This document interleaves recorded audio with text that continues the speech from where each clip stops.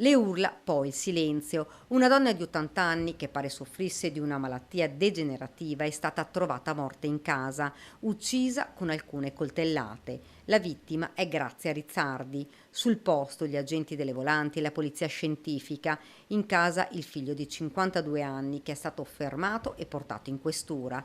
L'uomo, che viveva con la mamma al pian terreno di una palazzina in via Boccioni in Borgo Venezia, Verona, è stato arrestato per omicidio. È stato lui, dopo il delitto, a chiamare un'amica di famiglia a raccontare ciò che aveva fatto e a dire che era rimasto in casa con l'arma utilizzata per uccidere la madre, un coltello.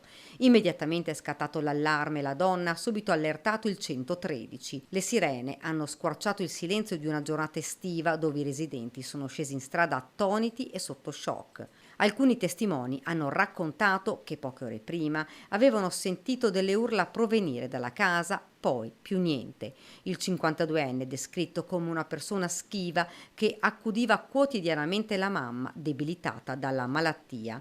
Le indagini continuano per ricostruire cosa abbia fatto scattare la tragedia, una situazione familiare difficile, pesante, che avrebbe logorato negli anni il figlio. Sul posto il pubblico ministero, che poi si è recato in questura per sentire l'uomo arrestato. L'arma, un coltello da cucina, è stato trovato e posto sotto sequestro.